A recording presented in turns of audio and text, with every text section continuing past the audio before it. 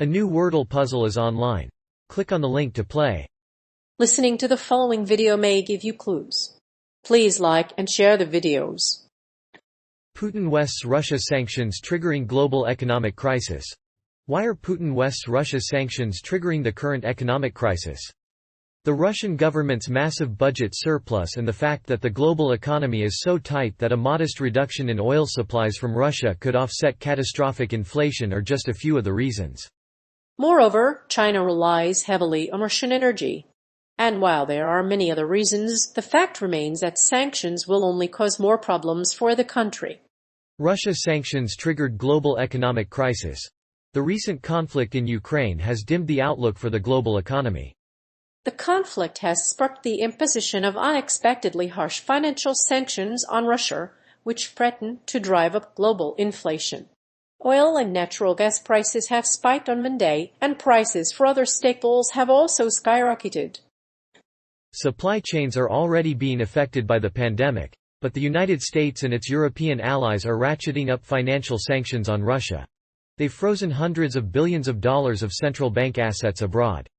Experts say the Russian economy will contract by 7% this year and by as much as 10% next year, almost twice as much as the US economy contracted during the Great Recession. Unemployment will rise, business failures will soar, and countless miseries await the Russian people. If Russia is not careful, it's likely to crash even worse. That's the price of freedom. And if the sanctions do not work, a Russian government will try anything to avoid revealing the true effects of its economic troubles. In the wake of the Ukraine conflict, President Putin has accused the West of starting a worldwide economic crisis by imposing broad sanctions against Russia. Western powers are pursuing oversized political ambitions and Russophobia through these sanctions. But the fact remains that the sanctions harm their own economies and the well-being of citizens. This will have severe consequences for the European Union and for some of the poorest countries in the world. Western elites are willing to sacrifice the rest of the world for their global dominance.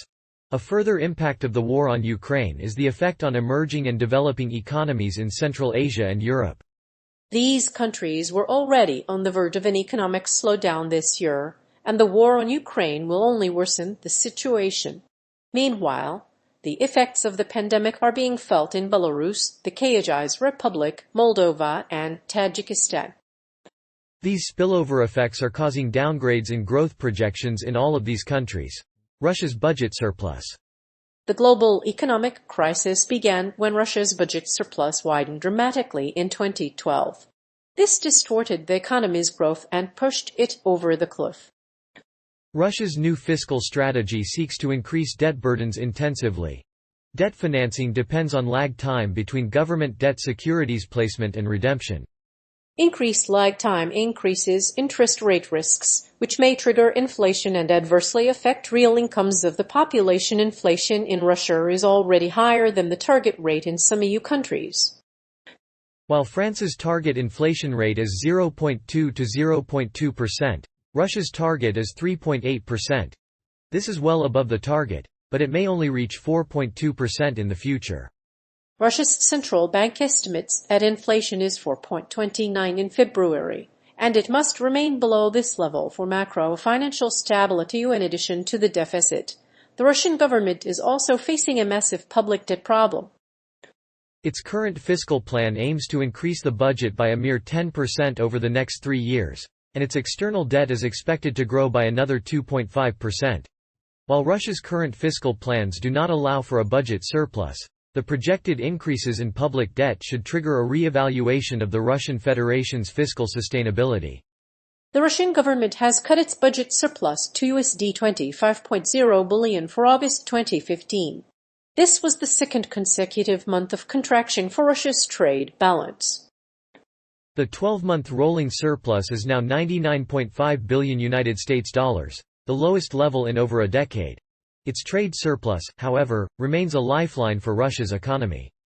And in the meantime, oil and gas revenues are expected to increase to about $1 billion per month. While the virtual economy has created a bad environment for the Russian economy, it is not entirely negative. It provides jobs at minimum wages, which contribute to social stability. But in reality, Russia's GDP is overstated. And it is unlikely to be as large as the government has said. In fact, its year-to-year growth is likely much smaller than official figures suggest. Further, it is likely that the amount of output added by value subtractors in Russia is much lower than the actual amount. Oil markets so tight that a modest decrease in supplies from Russia could compensate for a wave of catastrophic inflation. There's no escaping the fact that the energy markets are currently suffering from massive disruptions. In the aftermath of Russia's invasion of Ukraine, sanctions have been imposed on the country, and major oil producers such as ExxonMobil have suspended operations on the Sakhalin-1 rig. In addition, Russian energy giant Gazprom has halted gas supplies to Poland and Bulgaria, which exacerbated the already high price of oil. In the West, oil prices have risen faster than they have in more than 2 decades. In addition to rising gasoline prices, jet fuel and natural gas prices have been spiking, putting further pressure on travel, shipping, and agriculture. But it's not clear whether sanctions on Russia will impact these prices. The US hasn't imposed sanctions on oil producers yet, but the European Union and the UK have put sanctions on major Russian banks. A prolonged war could push oil prices to records and even a barrel. This would put pressure on the transportation industry and put the world on an unsustainable financial path. And it would not only hit the economy, but also the consumer. A modest reduction in Russia's oil supplies could cause a wave of catastrophic inflation.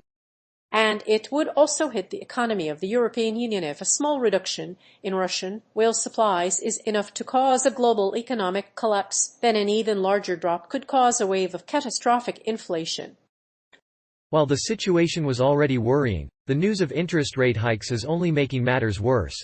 The recent developments in the Russian-Ukraine conflict have increased tensions and strained the supply chain. China's reliance on Russian energy. With its dependence on Russian oil and gas, China has stoked concerns about the risk of a global energy crisis.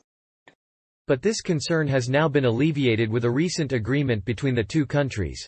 During the opening of the Beijing Winter Olympics, Russia and China signed an agreement to supply China with gas via the Far East, starting in 2024 or 2025. With escalating tensions with the West, China and Russia have been working to diversify their resource exports to Asian countries, with China as one of their most important markets. However, it is still not clear how much Chinese gas can be imported into China before a global crisis occurs. After all, China is Russia's third largest supplier of gas, accounting for 18% of total trade.